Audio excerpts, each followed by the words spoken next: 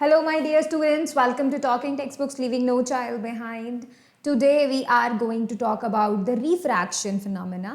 अभी तक हम लोगों ने रिफ्लेक्शन देख लिया है, उसको स्टडी कर लिया है, प्लेन मिरर से कैसे रिफ्लेक्शन होता है, स्फेरिकल मिरर्स कैसे रिफ्लेक्शन होता है, कैसे कैसे इमेजेस मिलती हैं, कभी बड़ी कभी छोटी, राइट। तो ये जो चीज़ें हम लोगों ने पढ़ी हैं, अब उसके आगे की कथा हम लोग कहने वाले हैं, that is the refraction. We will be talking about the refraction today and little bit of spherical lenses, कैसे होते हैं लेंस, क्या काम आते हैं lens and the terms related to them. So basically ये भी आपको एक फर्दर नॉलेज है आपके लिए, basically that is talking about the lenses, their terms related to them, right. Causes of refraction, refraction होता क्यों है, ठीक है, different cases of refraction. So we will be talking about those here, right. You all know that we deal with the school examination as well as the olympiad. So basically आप लोग इन lectures को अगर देख रहे हो तो इसका मतलब आप इन लेक्चर्स की हेल्प से अपने स्कूल एग्जामिनेशन को भी क्रैक कर सकते हो और अपने ओलंपियाड्स को भी क्रैक कर सकते हो. So basically you should start studying from these lectures ताकि आप अपने गोल्स को क्रैक कर सके, whatever they are for, ठीक है. If you want DPP and study material, you can access them through our Telegram channel. You need to write the code TTP07 in the search box of the Telegram app. If you do so, drop down list में हमारा channel appear हो जाएगा and then you can join the channel. Alright, जो 7th class का channel है, ठीक है. तो अलग अलग classes के अलग अलग channels हैं, आप 7th class का join कर सकते हैं, ठीक है. And after joining that you will be getting the study material DPPs. Also you will be getting the notification of these videos कि भाई कब कौन सा टॉपिक आ रहा है, ठीक है. Now see, this is a team which is helping you a lot because actually this is the team which are doing very much hard work and we are preparing all these awesome lectures for you all so that you can crack the examinations जो भी आप crack करना चाहते हैं और you the goals you want to reach up to, right. That is the main thing for us and these lectures are free for everyone. So basically you can share these lectures to your friends, family members, relatives. Alright, if you do so तो ये जो lectures जो आपको मिल रहे हैं वो बाकी बच्चों को भी मिल पाएंगे and those who cannot afford the high quality education fees, they can definitely study from these because these are the two high quality educations. You can say the quota based quality educations so that you can study from these and crack all the goals you have set for yourself, and that would be so much helpful for everybody, right. So you make sure that you do your part, share these lectures to everyone and every student should study from these. Alright, now see, in accordance to that हम लोगों ने आपको जो free lectures provide किए हैं वो तो free है ही है, बट उसके अकॉर्डिंग्स में भी हम लोगों ने कुछ और चीज़ें भी आपके लिए प्रिपेयर की हैं. So basically you can watch these video lectures and you can definitely attempt the biweekly quizzes, but to get that biweekly quizzes you need to go on our website www.talkingtextbooks.in. So if you go on the talkingtextbooks.in website, you can definitely going to get the packages, full package और test series. So you will be getting 2 type of packages, ठीक है. Full package के अंदर क्योंकि उसका नाम full है तो उसके अंदर सब कुछ इंक्लूडेड है, whatever is needed to crack any examination, basically everything, the studying part, the material part and the homework part along with the testing part, right. तो इसके अंदर आपको मिलेगा study material, so you will be studying from that material. You will be getting the recorded and live classes. So basically that is the main thing which you can get obviously, right. You will be doing the homework, submitting it to us and then you can definitely attempt the quizzes section. इसमें आपको क्या करना होगा, आपको एक week में twice attempt करने होंगे क्विजेस के. तो that means you will be watching the lecture, attempting the quiz, watching the lecture, attempting the quiz, इस तरीके से, ठीक है. And then the periodic test paper. So ये periodic test papers will be telling you कि जो आप final examination की बात करें कि भाई जिस एग्जामिनेशन को आप फाइट करना चाहते हैं उसका पैटर्न कैसे होता है, आपको पता होना चाहिए कि भाई क्या उसका पेपर पैटर्न है, नेगेटिव मार्किंग है, पॉजिटिव मार्किंग है, पॉजिटिव तो होती है सब में, ठीक है. तो ऐसा, और उसके अलावा आपको पता चलेगा लेवल क्या है क्वेश्चंस का, उसके अलावा आपको पता चलेगा कि भाई किस तरीके के क्वेश्चंस आते हैं, कितने क्वेश्चंस आते हैं, कितने टाइम में सॉल्व करने हैं. सो you will be like getting familiar with the paper pattern, ताकि जब फाइनल में आप दे रहे होंगे, एक्चुअल में जब आप फाइनल पेपर दे रहे होंगे तब आपको जो फैमिलैरिटी मिलेगी उससे आपका डर, आपका कॉन्फिडेंस, डर तो कम हो जाएगा, कॉन्फिडेंस बिल्डअप हो जाएगा, right. That is the main thing, that's why we have included these in the full package. But if you are interested in the testing part only, then you can join the test series जिसमें आपको periodic test papers, recorded and live classes, biweekly quizzes, ये तीनों चीज़ें मिल जाएंगी, ठीक है. If you are serious about buying them then you can definitely write my code CY Life to get a 30% discount and that would be so cool. And अभी अगर जैसे आपको लगता है कि you are not sure about buying but you want to know more about them or how these things will be going to help you in your journey or why even you should consider them, then you can definitely call us on the number 919549041111. If you do so, you can get a number, all right, and then whatever is going on, you can call us, you can ask all your queries and we will be solving them. All right, that would be so cool. Right now, let's promise to ourselves we will be watching the whole lecture, you will be making proper notes and you will be revising on a daily basis.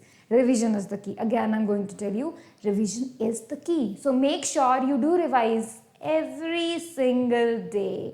ठीक है. अब देखो हम लोग lecture 5 देख रहे हैं. Lecture 5 के अंदर आज हम लोग रिफ्रैक्शन पढ़ेंगे. व्हाट इज दैट फिनोमेना, क्या होता है इस रिफ्रैक्शन में और लाइट कैसा बिहेव करती है during this phenomena. We will be talking about that. ठीक है. यहाँ पे आप देख पा रहे हैं, यहाँ पे आपको कुछ दिखाई दे रहा है कि ये जो पेंसिल है जो पानी के अंदर है, ठीक है, तो देखो ये ऐसा लग रहा है जैसे आधी टूट गई है ना. ये वाला पार्ट जो एयर में है वो पीछे की तरफ आ गया और जो वाटर में है वो आगे की तरफ आ गया. ठीक है. तो अगर आप ये ऑब्जर्व कर पा रहे हैं, इसका मतलब अब रिफ्रैक्शन पढ़ने के लिए रेडी है. ठीक है. ये जो फिनोमेना जो ये आपको दिखाई दे रहा है एक्चुअल में कि भाई पेंसिल आधी आधी टूट गई है और अलग अलग दिखाई दे रही है, एक्चुअली में ये पेंसिल टूटी नहीं है, but because of this refraction of light you are going to see this.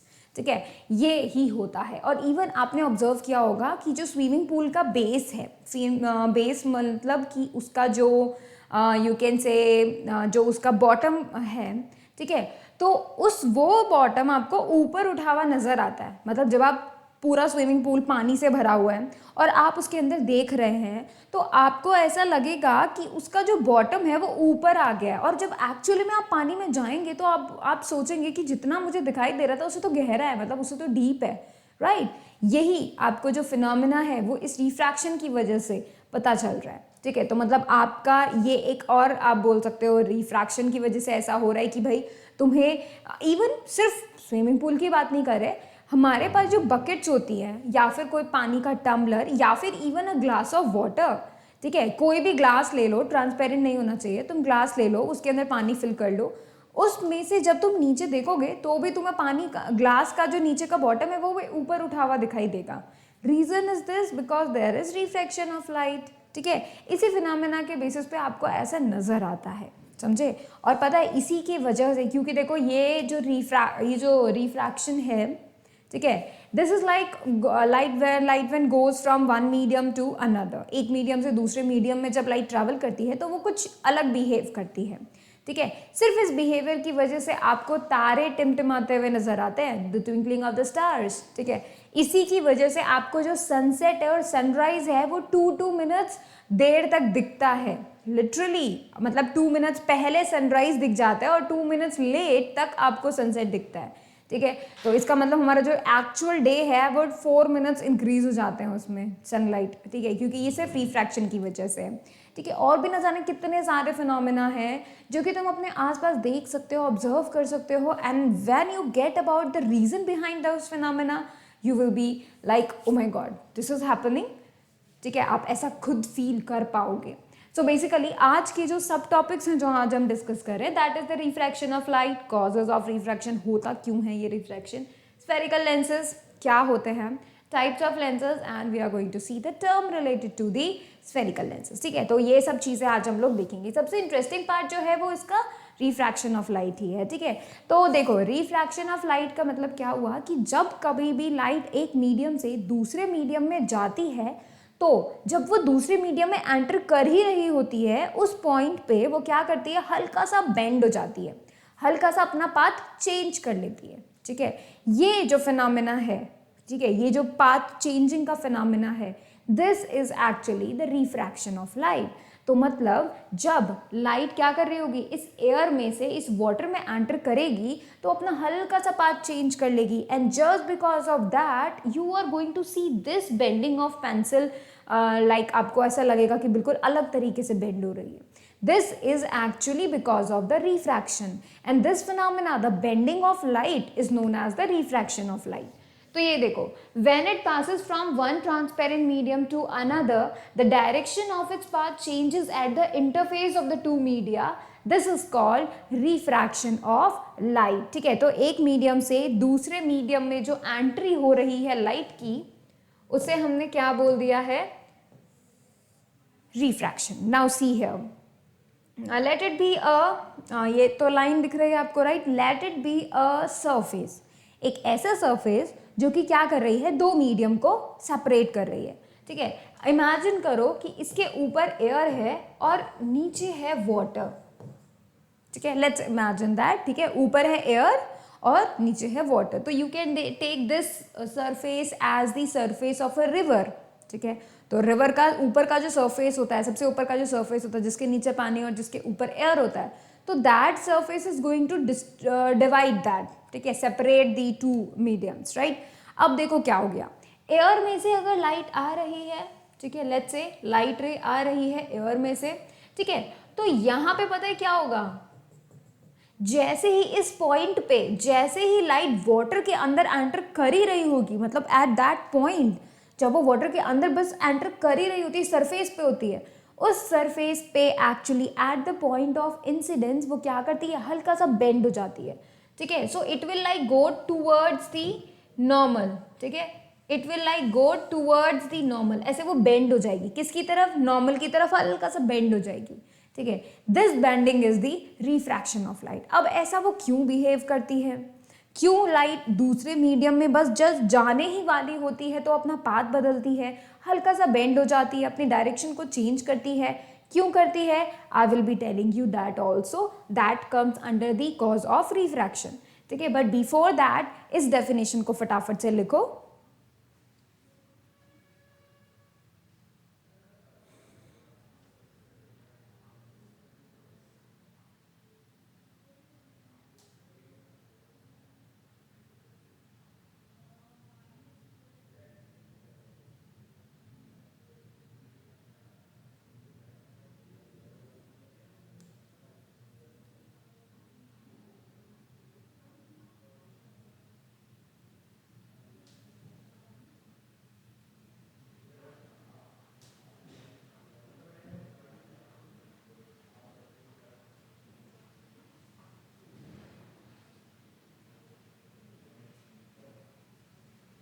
All right, चलो अभी हम आगे बढ़ते हैं. And let me introduce you to the terms. जैसे हम लोगों ने सीखा था ना, इंसिडेंट रे क्या होती है, रिफ्लेक्टेड रे क्या होती है, रिफ्लेक्शन ऑफ लाइट से related we are going to understand अभी बाकी टर्म जो कि रिफ्रैक्शन से रिलेटेड है वो क्या होते हैं. ठीक है, तो देखो, हम लोग जब कभी भी बताते हैं कि भाई लाइट इस रास्ते से आ रही है, इस मीडियम में एंटर कर रही है, अभी पानी में जाएगी, तो जो लाइट फॉल होती है जो कि इस इंटरफेस पे, you can see here the interface, है ना? इंटरफेस का मतलब क्या हुआ? इंटरफेस का मतलब वो सरफेस जिसके ऊपर एक अलग मीडियम है, जिसके नीचे एक अलग मीडियम है. ठीक है, तो this surface is showing you with a line. ठीक है, अब क्या हो रहा है? इस सरफेस के ऊपर जब लाइट रे फॉल होती है, तो अब क्योंकि वो इंसिडेंट हो रही है तो उसको हम क्या बोलते हैं? Incident ray. ठीक है, जस्ट लाइक जैसे पहले बताया था, बिल्कुल वैसे ही इंसिडेंट रे फॉल हो रही है. ठीक है, उसके बाद जब वो पानी के सरफेस पे एंटर कर चुकी है, यहाँ पर है वो, अभी लाइट रे बिल्कुल इस पॉइंट ऑफ इंसिडेंस पे है. ठीक है, उस वक्त वो क्या करेगी? बेंड हो जाएगी एंड द लाइट रे will go into the second medium. दूसरे मीडियम में चला जाएगी लाइट रे, but with a little bit of path change. ठीक है, लिटिल बिट ऑफ बेंडिंग. तो you can see here the line जो कि दूसरे मीडियम में जा रही है. What is that? That is the refracted रे. इट इज कॉल्ड रिफ्रैक्टेड रे. ठीक है, और अब आते हैं एंगल्स की बात. नॉर्मल तो हम सभी को पता है. नॉर्मल क्या होगा? इस सरफेस के परपेंडिकुलर जो इमेजिनरी लाइन है, ठीक है, किस सरफेस के? इस इंटरफेस के परपेंडिकुलर जो लाइन है, दैट इज द नॉर्मल. ठीक है, अब क्या होगा? अब यहाँ पे मेन इंपॉर्टेंट है एंगल्स. एंगल ऑफ इंसिडेंस तो तुमको पता होगा, this I is the angle of incidence. ठीक है, जो कि इंसिडेंट रे और नॉर्मल के बीच में बनता है, that is called incident ray and that is called the angle of incidence. But वो एंगल जो नॉर्मल और रिफ्रैक्टेड रे के बीच में बन रहा है, that is called the angle of refraction. क्या बोलेंगे उसे? उसे हम बोलेंगे एंगल ऑफ रिफ्रैक्शन। ठीक है, तो यहाँ पे हमने सिर्फ देखो अभी तक सारे टर्म्स बिल्कुल सेम टू सेम है। ठीक है, क्या होता था मिरर के टाइम में? मिरर के टाइम में क्या होता था कि इंसिडेंट रे आती थी, टकरा के वापस चली जाती थी इनटू द सेम मीडियम। अब की बार क्या हो रहा है, लाइट रे आ रही है, टकराने के बाद वो और अंदर चले जाती, means it goes into the second medium, and that's why अब रिफ्लेक्टेड रे की जगह we are getting a refracted way. Alright, तो हमें अब क्या मिल रही है? रिफ्रैक्टेड रे मिल रही है। So basically this ray which goes into the second medium, that is known as the refracted ray, and the angle between this refracted ray and normal is the angle of refraction. ठीक है, तो आपको ये सब चीजें पता चल जाएंगी। R जो है angle, this is the angle of refraction. ठीक है, तो ये जो टर्म्स है वो तुम्हें पता होने चाहिए। देखो इंसिडेंट रे, ठीक है, सेकेंड मीडियम में जाने वाली रिफ्रैक्टेड रे, ठीक है, उसके बाद जो एंगल्स हैं वो है angle of incidence and angle of refraction. ठीक है, इनको फटाफट से नोट कर लो।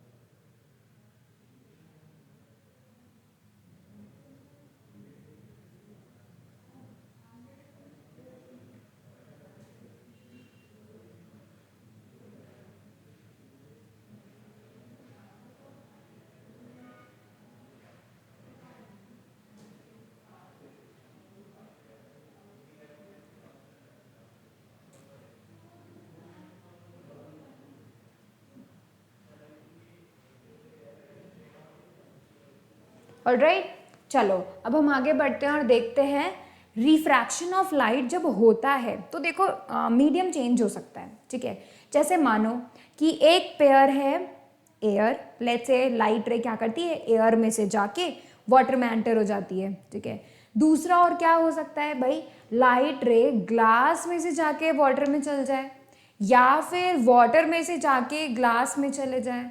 राइट, ये जो चीजें हैं ये हैं मीडियम्स, अलग अलग मीडियम्स। ठीक है, तो हम लोगों ने यहाँ पे मीडियम क्या बोला है, क्या चीज है मीडियम? मीडियम का मतलब है एक ऐसा ट्रांसपेरेंट मटेरियल जिसके अंदर से लाइट जा सकती है। ठीक है, that is called the medium, है ना। जैसे एयर, एयर एक ऐसा मटेरियल है, एक ट्रांसपेरेंट मटेरियल है जिसके अंदर से लाइट रे जा सकती है। ठीक है, वाटर एक ट्रांसपेरेंट मटेरियल है जिसके अंदर से लाइट रे जा सकती है। ठीक है, ग्लास एक ट्रांसपेरेंट मटेरियल है जिसके अंदर से लाइट जा सकती है। राइट, तो ऐसे ये जो हो गए तीन अलग अलग मटेरियल्स, एयर, वाटर, ग्लास, तो ये तीनों एक तरीके से क्या बन गए, मीडियम बन गए। ठीक है, तो यहाँ पे जब मैं आपको मीडियम की बात बोलती हूँ तो ये मीडियम दो तरीके के हो सकते हैं। एक हो सकता है रेयर मीडियम, एक हो सकता है डेंसर मीडियम। ठीक है, अब ये रेयर और डेंसर ये क्या चीजें होती हैं, देखो मैं तुम्हें बताती हूँ। ठीक है, रेयरर मीडियम और डेंसर मीडियम। अब देखो ये जो रेयरर मीडियम है, ये रेयरर मीडियम का मतलब होता है कि जो स्पीड ऑफ लाइट है ना, वो बहुत तेज है उस मीडियम में, तो हम उसको बोलेंगे रेयरर मीडियम। अगर हम बोलना चाहेंगे, जैसे मैं आपको बताती हूँ कि देखो हमें ये बात पता है कि वैक्यूम के अंदर जो स्पीड ऑफ लाइट है वो सबसे तेज है, सबको पता है ना, 3 × 10⁸ मीटर पर सेकेंड, यही होती है ना लाइट की स्पीड, कितनी होती है, 3 × 10⁸ मीटर पर सेकेंड, ये होती है वैक्यूम में। राइट, अब देखो जब बाहर से यानी वैक्यूम से, स्पेस से जब अर्थ की एटमॉस्फेयर के अंदर लाइट एंटर करती है तो लाइट को अब कौन सा मीडियम मिल गया, एयर मिल गया। अब लाइट जो आ रही है वो एयर में से आ रही है, सही बात है। अब क्योंकि देखो मैं आपको बताती हूँ, जब वो स्पेस में था और अभी जब उसको एक मीडियम मिल गया, वो जो एयर है उसके अंदर एंटर हो गई है, तो उसकी वजह से क्या होता है, थोड़ी बहुत स्पीड जो है उसकी कम हो गई है। ठीक है, उसकी थोड़ी बहुत स्पीड क्या हो गई है, कम हो गई है। ऑलराइट, यहाँ पे हम लोग बात कर रहे हैं कम होने का मतलब क्या हो गया, little bit of, you can say little bit of कम हो गई। लेकिन देखो हम लोग ऑलमोस्ट इक्वल लेते हैं, ठीक है, क्योंकि बहुत ही कम हो जाता है। ऐसा नहीं है कि there is a very large change, बहुत ही कम चेंज होता है स्पीड ऑफ लाइट में, बट चेंज होता है। फिर जब एयर से वो वाटर के अंदर जाती है तो और कम हो जाती है उसकी स्पीड, ठीक है। फिर वो वाटर से ग्लास के अंदर अगर जाएगी तो और भी ज़्यादा कम हो जाएगी उसकी स्पीड। तो हर एक मीडियम से गुजरने पर उसकी स्पीड पे इफेक्ट पड़ता है। दैट इज़ वाई यहाँ पे हम लोग ऐसे मटेरियल की बात कर रहे हैं, ऐसा मटेरियल जिसके अंदर जो स्पीड है लाइट की, अगर वो चेंज हो रही है, कम हो रही है, ज़्यादा हो रही है, उसके ऊपर डिपेंड होकर हमने रेयर और डेंसर मीडियम बनाया है, ठीक है। अब देखो हमने अभी क्या बोला कि भाई एयर का जो मीडियम है, उस मीडियम के अंदर लाइट बहुत तेज़ी से ट्रांसमिट हो सकती है, जा सकती है। अगर हम वाटर की बात करें तो उसके अंदर से लाइट तेज़ी से जा सकती है, बट एयर के मुकाबले उसकी स्पीड अब कम हो गई, ठीक है। तो यहाँ पे वाटर एक डेंसर मीडियम हो गया, एयर एक रेयरर मीडियम हो गया। मतलब एक ऐसा मीडियम जिसके अंदर अगर लाइट की जो स्पीड है वो बहुत ज़्यादा इफेक्ट हो रही है, मतलब उसमें क्या बोल सकते हैं कि उसकी जो स्पीड है वो कम हो जाती है, लाइट की स्पीड, तो हम उसे डेंसर मीडियम बोल देते हैं। एक ऐसा मीडियम जिसके अंदर लाइट की स्पीड ज़्यादा कम नहीं हो पाती, बस थोड़ी सी कम हो पाती है, तो हम उसको रेयरर मीडियम बोल देते हैं, ठीक है। तो यहाँ पे जब हम एयर और ग्लास की बात कर रहे हैं तो इसका मतलब ग्लास के अंदर स्पीड उसकी बहुत कम हो गई, काफ़ी कम हो गई है, ठीक है। एयर के अंदर उसकी स्पीड बहुत ही कम हुई है, ठीक है। दैट मीन्स एयर जो है वो एक रेयरर मीडियम है और ग्लास एक डेंसर मीडियम है, ठीक है। अब मैं तुम्हें बताती हूँ कि जब जो यू कैन से लाइट रे है, जब वो रेयर से डेंसर की तरफ जाती है तो क्या होता है। देखो फर्स्ट मैं तुम्हें बताती हूँ, जब एक लाइट रे क्या करती है, एक रेयर मीडियम से डेंसर मीडियम की तरफ जाती है तो वो टूवर्ड्स द नॉर्मल बैंड हो जाती है। कहाँ बैंड हो जाती है, टूवर्ड्स द नॉर्मल बैंड हो जाती है, ठीक है। तो एज यू कैन सी ये जो रिफ्रैक्टेड रे है ये उधर की तरफ बैंड हो गई, ये जो नॉर्मल लाइन है ना उधर की तरफ बैंड हो गई हल्की सी, ऑलराइट। तो यहाँ पे क्या कंडीशन है, अब क्योंकि वो नॉर्मल की तरफ बैंड हो गई तो एंगल छोटा हो गया है ना। कैसे छोटा हो गया, ये जो एंगल आई है और ये जो आर है, अब ये आर हो गया है छोटा एंगल, तो मतलब angle I would be greater than the angle of refraction, right. तो देखो when a ray of light passes from an optically rarer medium to a denser medium it bend towards the normal, इसका मतलब angle of refraction जो है angle of incidence से कम हो गया है, ऑलराइट। सेकंड केस क्या करते हैं, पलट देते हैं। कैसे पलट देते हैं, देखो अगर क्या हो कि जो डेंसर मीडियम है उसमें से लाइट रे रेयरर मीडियम में एंटर कर रही हो तो क्या करेंगे। अब देखो डेंसर के अंदर लाइट की जो स्पीड है वो बहुत कम है, रेयर के अंदर लाइट की स्पीड ज़्यादा है, ठीक है। तो जब वो ऐसे मीडियम एक डेंसर मीडियम से रेयर मीडियम की तरफ जा रही है तो वो क्या करती है, away from the normal band हो जाती है। तुम देखो यहाँ से लाइट रे आ रही थी, अब ये कितनी दूर हो गई है, this is going like away from the normal, है ना। पहले नॉर्मल के कितना पास थी, अब देखो कितना दूर हो गई है। So it bends away from the normal. कब ऐसा होता है, जब डेंसर से रेयरर मीडियम में लाइट जाती है, ठीक है। तो इस कंडीशन में हम लोग क्या बोलेंगे कि ये जो एंगल ऑफ इंसिडेंस है ये कम है और एंगल ऑफ रिफ्रैक्शन ज़्यादा है, ठीक है, ये बड़ा हो गया है। तो सेकेंड केस देखो, when a ray of light passes from an optically denser to a rarer medium it bends away from the normal. तो यहाँ पे एंगल ऑफ रिफ्रैक्शन जो है वो ज़्यादा होता है एंगल ऑफ इंसिडेंस से, ठीक है। ये दो केसेस हो गए, यही दो केसेस तुम्हें रिमेंबर करने हैं। बट एक और थर्ड केस होता है जो कि हम लोग बोल सकते हैं, एंड व्हाट इज दैट, कि क्या हो जब हम क्या करें, बिल्कुल परपेंडिकुलरली जो इंसिडेंट रे है उसको फॉल करवाएं, तब क्या होगा, एंगल में क्या चेंज आएगा। तो देखो रिमेंबर मैंने तुम्हें एक केस बताया था मिरर के टाइम पे कि जब हम क्या करते हैं बिल्कुल 90 डिग्री पे, मतलब बिल्कुल नॉर्मल से होते हुए अगर कोई इंसिडेंट रे हम फॉल करवाते हैं मिरर पे तो वो अपना पाथ रिट्रेस कर लेती है, बिल्कुल एज इट इज पीछे आ जाती है, सेम पाथ को फॉलो करती है, राइट। लेकिन यहाँ पे क्या होता है, जब कभी भी ऐसे परपेंडिकुलरली लाइट रेज जाती हैं किसी मीडियम के सरफेस पे, बिल्कुल परपेंडिकुलर लाइट रेज जाती हैं, तो वो बिल्कुल सीधे निकल जाती है, no change in angle, no change in path, ठीक है, बिल्कुल सीधे चले जाती हैं। देखो इंसिडेंट रे नॉर्मल थी, 90 डिग्री पे थी, राइट, और वो बिल्कुल सीधे चली गई, रिफ्रैक्टेड रे बिल्कुल सीधे चली जाती है, ठीक है। तो यहाँ पे angle of incidence and angle of refraction यहाँ पे 0 डिग्री हो जाते हैं, ठीक है। तो यहाँ पे देखो रे of light travelling along the normal passes undeflected, undeflected का मतलब है उसका पाथ में कोई चेंज नहीं आया है, ठीक है, बिल्कुल सीधे चली गई है, ठीक है। Here angle I, angle R equals to 0 degree, जो एंगल ऑफ इंसिडेंस है, जो एंगल ऑफ रिफ्लेक्शन है वो 0 डिग्री है, ठीक है। तो इन तीनों केसेस को नोट कर लो।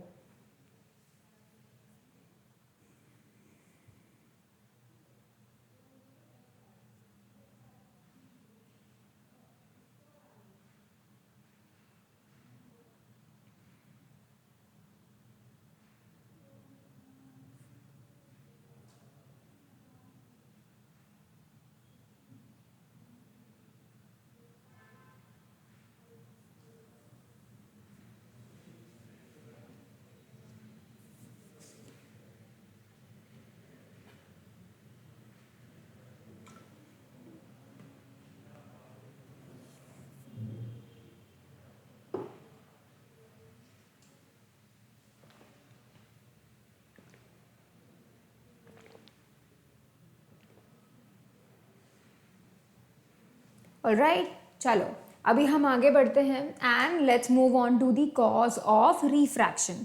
अभी देखो मैंने तुम्हें एक चीज़ बताई है अभी अभी जस्ट थोड़ी देर पहले, क्या बताया है कि अलग अलग मीडियम्स में अलग अलग स्पीड ऑफ लाइट होती है ना। ग्लास में अलग लाइट अलग स्पीड होगा, उसका स्पीड चेंज हो जाएगा, थोड़ा सा कम हो जाएगा उसका स्पीड, ठीक है। फिर वाटर के अंदर उसका अलग जो है स्पीड होगा, एयर के अंदर अलग स्पीड होगा, वैक्यूम में अलग स्पीड होगा। Just because of this speed यहाँ पे लाइट अपना बैंडिंग दिखाती है। जैसे कैसे होगा, जब कभी एयर से वाटर के अंदर एंटर करती है लाइट रे, let's say this is the interface surface जो कि सेपरेट करती है लाइट रे को, मतलब मीडियम्स को, राइट। तो और ये है नॉर्मल। तो देखो ये अगर एयर से, ठीक है, ये लाइट रे इंसिडेंट रे, ये इंसिडेंट रे है, ये इंसिडेंट रे क्या करेगी, इंसिडेंट रे, ठीक है। तो देखो ये वाली जो इंसिडेंट रे है क्या करेगी, वो जब हम उसे एक इंटरफेस पे क्या करवाएंगे, इंसिडेंट करवाएंगे, ठीक है। तो ये है इंसिडेंट रे। अब तुम मुझे एक बात बताओ, right at this point of incidence, ये जो पॉइंट ऑफ इंसिडेंस है, इस इंसिडेंट मतलब दिस पॉइंट ऑफ इंसिडेंस पर क्या हो रहा है, अचानक से लाइट को एक दूसरा मीडियम मिल रहा है, सही बात है, और क्योंकि मीडियम चेंज होगा तो उसका स्पीड चेंज हो जाएगा, right. And just because of this change in speed, let's say this is water hair, ठीक है, because of the change in medium अब लाइट की स्पीड कुछ और हो जाएगी, और लाइट की स्पीड अचानक से बदलेगी। इस पॉइंट पे लाइट की स्पीड अचानक से बदलेगी। अभी तक एयर में वो बिल्कुल अपनी स्पीड से आ रही थी, ठीक है, अब उसको अचानक से वाटर के मॉलिक्यूल्स मिले, और क्योंकि अब उसको वाटर के मॉलिक्यूल्स मिल गए उसकी वजह से उसकी स्पीड चेंज हो गई। तो अचानक से जो स्पीड में चेंज आया, just because of that change जो उसका पाथ है वो हल्का सा टूवर्ड्स द नॉर्मल बेंड हो जाता है, ठीक है, टूवर्ड्स द नॉर्मल बेंड हो जाता है। अब ऐसा क्यों हुआ, यहाँ पर देखो इस जगह पर इस वाटर के अंदर उसकी स्पीड डिक्रीज होनी थी, राइट, और एयर के अंदर उसकी स्पीड तेज थी, मतलब अचानक से कुछ ऐसा हुआ जैसे तेज स्पीड से लाइट आ रही है और उसे जो मीडियम मिला है उस मीडियम में क्या हो गया, अचानक से उसका स्पीड डिक्रीज हो गया, ठीक है। अब क्या हो रहा है, अचानक से स्पीड डिक्रीज होने की वजह से there is a little bit change in its path, तो वो क्या करेगी, टूवर्ड्स द नॉर्मल बेंड हो जाएगी, तो उसका एंगल ऑफ रिफ्रैक्शन अब क्या हो गया है, छोटा हो गया है, ठीक है। ये इसका रीजन, इस बेंडिंग का रीजन सिर्फ इतना है क्योंकि इतना सडन चेंज आता है because of the medium, light अपना स्पीड कम कर देती है and you are going to get a bending in that light, ठीक है। तो तुम इस रीजन को फटाफट से नोट कर लो।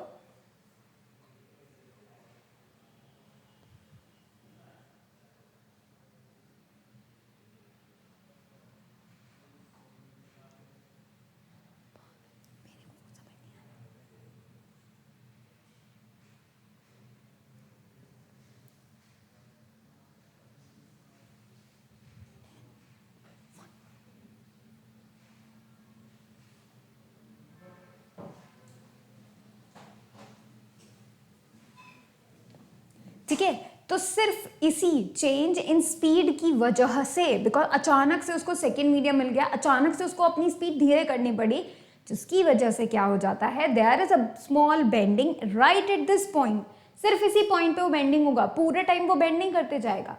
लाइट रे सिर्फ इसी एक इंसिडेंट पॉइंट पर, पॉइंट ऑफ इंसिडेंस पे बिल्कुल इसी पॉइंट पर अपना स्पीड चेंज करेगा, उसके अलावा कहीं वो अपना स्पीड चेंज नहीं करेगा। ठीक है, पानी के अंदर से वो तो फिर सेम स्पीड से जाएगा, right, but is that this point अचानक से there is a change in speed. जैसे मैं आपको बताऊं कि लेट्स से एयर के अंदर इसकी 3 × 10⁸ मीटर पर सेकेंड स्पीड है और वाटर के अंदर इसकी 2 × 10⁸ मीटर पर सेकेंड स्पीड है, लेट्स से, ठीक है, ऐसा है, ठीक है, लेट्स से हम ऐसा कर देते हैं। तो आप देखेंगे अच्छा पहले तो वो 3 से आ रही थी, 3 × 10⁸ मीटर पर सेकेंड की स्पीड से आ रही थी, राइट एट दिस पॉइंट अब उसकी अचानक से इतनी स्पीड हो जाएगी। तो इस सडन चेंज की वजह से you are going to get a bending here towards the normal, because अब उसका स्पीड डिक्रीज हो गया। और अगर ऐसा होता कि वो लाइट रे वाटर से एयर में जाती तो क्या होता, पहले तो धीरे स्पीड थी, इतना स्पीड थी, अब अचानक से बढ़ जाएगी, तो it will band away from the normal. इसीलिए रेयर से डेंसर में जाते वक्त इसका स्पीड क्या हो जाती है, कम हो जाती है और ये टुवर्ड्स द नॉर्मल बैंड हो जाती है। और डेंसर से रेयरर में आते वक्त क्या होता है, इसका स्पीड अचानक से इंक्रीज हो जाता है, so it moves away from the normal here. ठीक है, तो आप इसे फटाफट से नोट तो कर ही लिया आपने। चलो अभी हम आगे चलते हैं। Alright, let's talk about a lens. What is it, what is it? Lens actually में एक ऐसा you can say transparent material है, you can say glass, glass भी बोल सकते हैं आप उसको।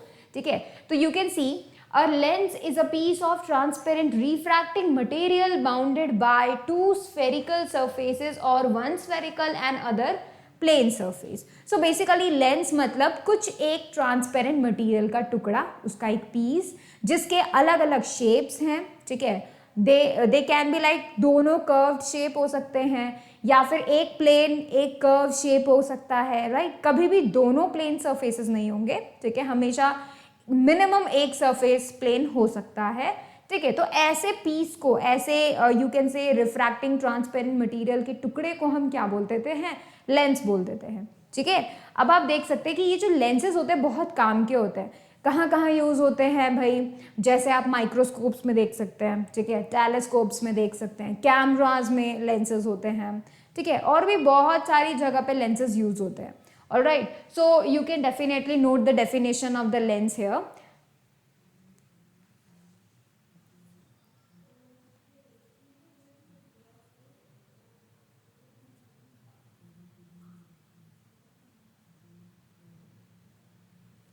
Alright, चलो अभी मैं तुम्हें बताती हूँ नेक्स्ट थिंग, और वो नेक्स्ट थिंग क्या है, the types of spherical lenses.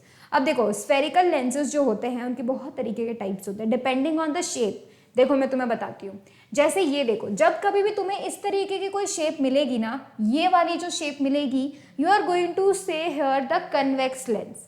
क्या बोलने वाले हो तुम इसे, कन्वेक्स लेंस बोलने वाले हो। ठीक है, और देखो अभी इस शेप को देखो ध्यान से, एक सरफेस तो बिल्कुल सीधी प्लेन है, दूसरी सरफेस कर्व्ड है, सो दिस इज द क्या, this is the plano convex lens. ठीक है, ये कन्वेक्स लेंस है, डबल कन्वेक्स बोल सकते हो इसे। This is the plano convex, एक सरफेस कन्वेक्स है और एक प्लेन है, तो ये प्लेनो कन्वेक्स बन गया है। ये देखो यहाँ पे एक यू कैन से, इसे हम बोल देते हैं कनकेवो कन्वेक्स बोल देते हैं। ठीक है, क्योंकि यहाँ यू कैन से चांद का टाइप है, थोड़ा बहुत यू कैन से थोड़ा सा चांद का शेप है, जैसे कभी कभी जो मून के डिफरेंट डिफरेंट फेजेस होते हैं आपको मिलते हैं, उसमें से एक फेज कुछ ऐसे टाइप का भी होता है, ऐसे शेप का भी होता है। ठीक है, तो इस तरीके का अगर आपको लेंस मिलेगा, that means this is what, concavo convex lens. वहीं पे आप देखो अगर आपको दो कुछ कर्व्ड सरफेसेस मिल रही हैं कुछ इस तरीके की, so you are going to say this is a concave lens. ठीक है, डबल कनकेव लेंस।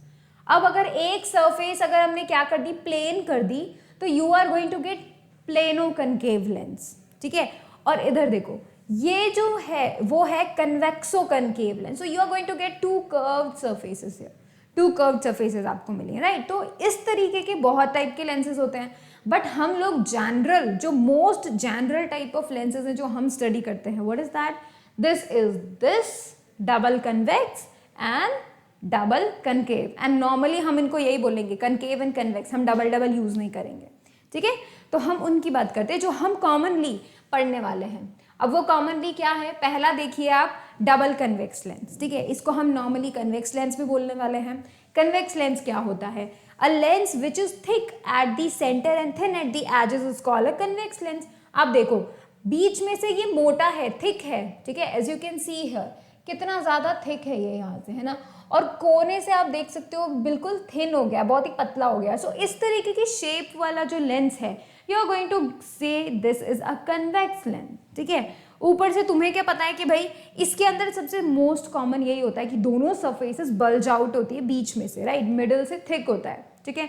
वहीं पर अगर तुम दूसरा कनकेव लेंस की बात करोगे तो it would be like this. अब इसमें क्या है, इसमें क्या चेंज है, यू कैन से कि ये मिडल से बहुत ही थिन है, मिडल से बहुत ही थिन है, और जो इसके एजेस हैं वो वहां से थिक है ना, तो टोटली अपोजिट है, इसके तो टोटली अपोजिट है। तो that type of lens is known as the concave lens.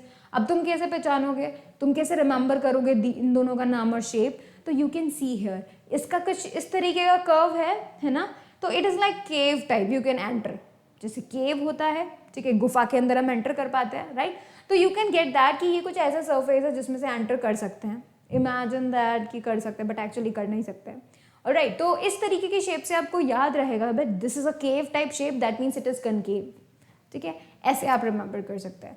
A lens which is thin at the middle and thick at the edges is called a concave lens, ठीक है, बहुत ही most common you can say lens है, तो आप इनको note कर रहे हो। फिर हम इनके टर्म्स देखेंगे, terms related to the lenses.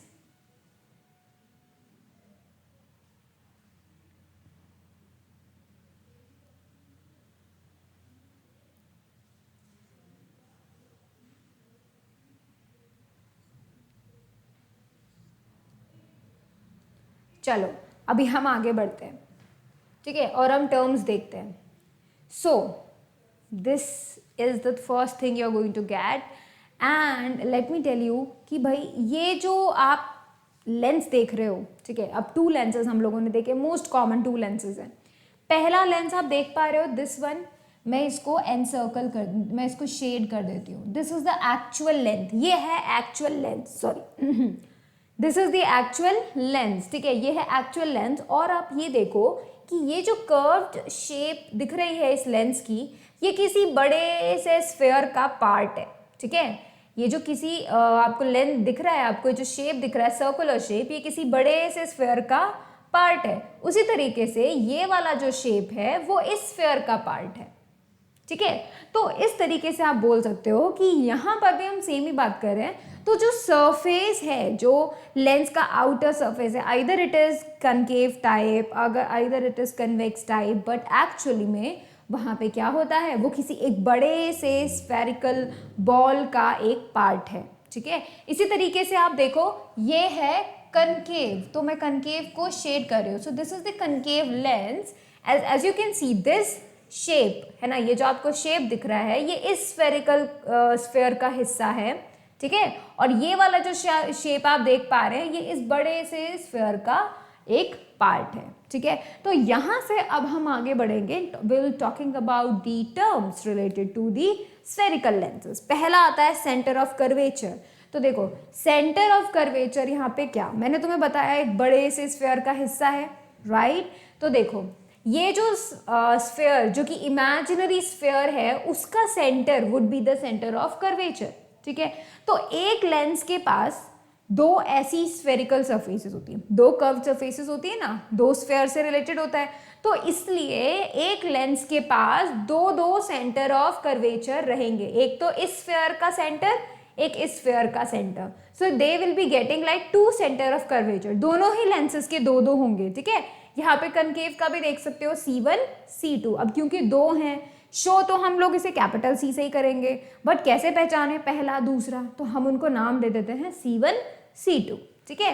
तो एक स्फेयर को तुमने बोल दिया C1 सेंटर है उसका, दूसरे स्फेयर का C2 सेंटर है। इसी तरीके कनकेव में देखो पहले वाले का C1, दूसरे वाले का C2, ठीक है।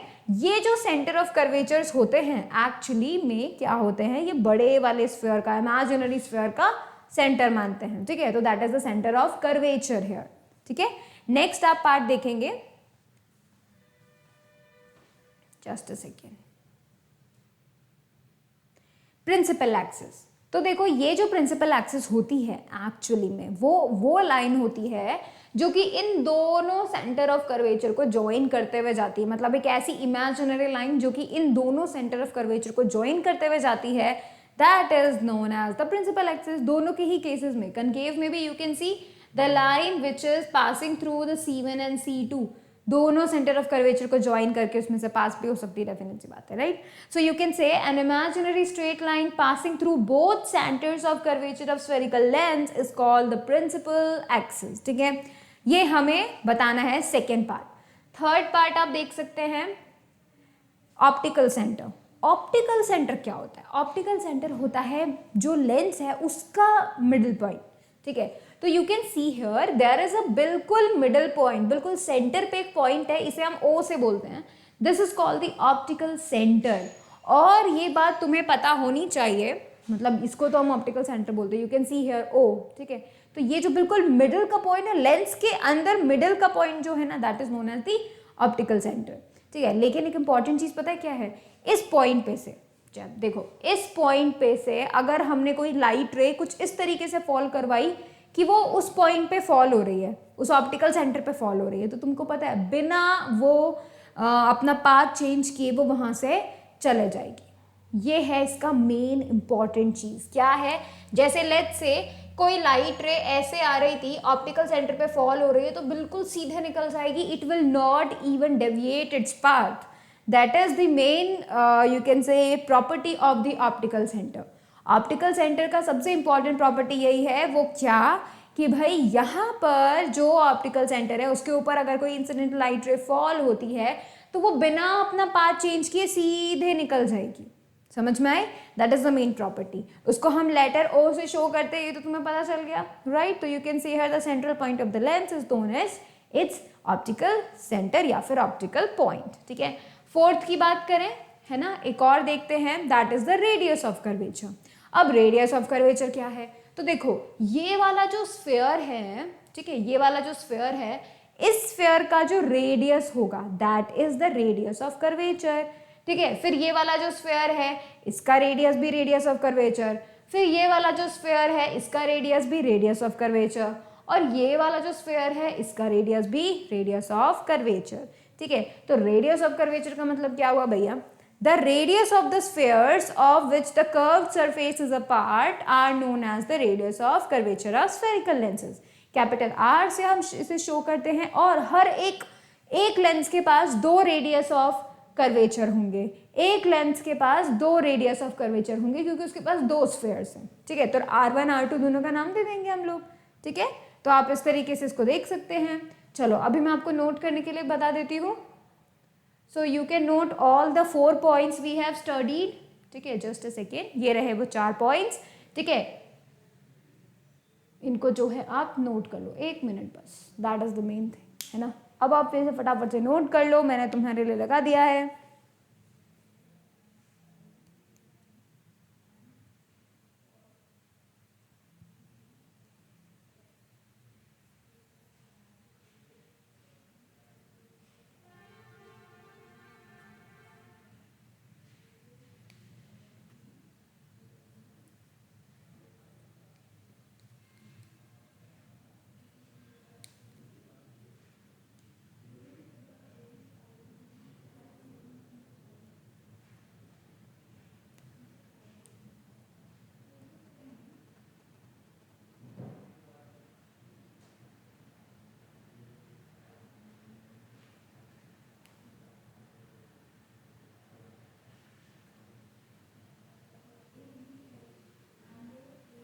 ऑलराइट, चलो अभी हम लोग आगे बढ़ते हैं, and let's talk about 2 more things, that is the focus point and the focal length.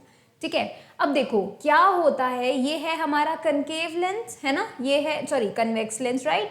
तो this is the convex lens. अब इसमें क्या होगा, सारी की सारी let's say imagine parallel light rays ऐसे आ रही हैं और इस लेंस पे फॉल कर रही हैं। ठीक है, ये है एक कन्वेक्स लेंस, सारे की सारी लाइट रेज आ रही हैं और इस पे फॉल कर रही हैं। तो तुमको पता है सारी लाइट रेज जो इस लेंस में से बाहर जाएंगी, मतलब रिफ्रैक्ट होके जाएंगी, वो सारे की सारी एक पॉइंट पे आके मिल जाएंगी, मीट हो जाएंगी, एक्चुअली मीट हो जाएंगी. That point is the focus point. You can say principal focus और द फोकस ओनली. ठीक है, तो देखो, a number of light rays parallel to the principal axis falls on a convex lens and the refracted rays meet intersect at a point on the principal axis of the lens. This point is called the principal focus. क्योंकि देखो, हमने ये चीज सीखी है ना कि भाई फोकस का मतलब होता है सारा का सारा ध्यान एक ही जगह पे. ठीक है, जैसे हम बोलते हैं पढ़ाई पे फोकस करो, तो इसका मतलब है कि भाई सब कुछ छोड़ छाड़ के तुम सिर्फ पढ़ाई पे ही फोकस करोगे, मतलब सिर्फ पढ़ाई ही करोगे, उसके अलावा कुछ भी नहीं करोगे. ठीक है, तो इसका मतलब आपका सारा ध्यान पढ़ाई पे होना चाहिए, मतलब एक ही जगह पे सारा का सारा पॉइंट आउट हो जाना चाहिए. बिल्कुल इसी तरीके से सारी की सारी पैरेलल लाइट रेज अगर एक जगह पे मिल जाएं आफ्टर रिफ्रैक्शन, एक जगह पे मिल जाएं, तो उसे हम क्या बोलते हैं? फोकस पॉइंट बोलते हैं. ठीक है, उसी तरीके से आप कनकेव को देखिए. कनकेव लेंस जो है, सारे की सारी लाइट रेज उस पर आती हैं. ठीक है, और रिफ्रैक्शन के बाद दे गोज अवे, दूर दूर चले जाती हैं. इस तरीके से जाती हैं जैसे वो इस फोकस से आ रही हूँ. ठीक है, इस फोकस से आ रही हूँ. ठीक है, ऐसा लगता है. तो you can see here this F1 is the focus. ऐसा लगता है जहां से लाइट रेज आती हुई नजर आती हैं, जहां से लाइट रेज जाती हुई लगता है जैसे डाइवर्ज हो रहा है उस पॉइंट से. ठीक है, उसको हम क्या बोलते हैं? Focus point of concave mirror. ठीक है, तो देखो, a number of light rays parallel to the principal axis falls on the concave lens and the refracted rays appear to come from a point on the principal axis. So this is called the principal focus. इसे capital F से show करते हैं. और yes, true, there are two focus for a lens. ठीक है, तो हम इसे F1 F2 से नाम देते हैं, F1 F2. ठीक है, इसी तरीके से F1 और उधर की तरफ जो फोकस होगा that would be F2. ठीक है, तो हर एक यू कैन से लेंस के पास दो सेंटर ऑफ कर्वेचर, दो फोकस, दो रेडियस ऑफ कर्वेचर होते हैं. ठीक है, अब देखो नेक्स्ट फोकल लेंथ. ठीक है, फोकल लेंथ क्या होती है? फोकल लेंथ का मतलब होता है फोकस और ऑप्टिकल सेंटर के बीच में जो डिस्टेंस है, that is the focal length. तो देखो, ये ऑप्टिकल सेंटर और इस फोकस के बीच में जो डिस्टेंस है, that is known as the focal length. ठीक है, यहाँ पे देखो F1 और ऑप्टिकल सेंटर के बीच में जो डिस्टेंस है, this is called the focal length. तो स्मॉल f से शो करते हैं. ठीक है, अब आप इसे नोट कर लो फटाफट से.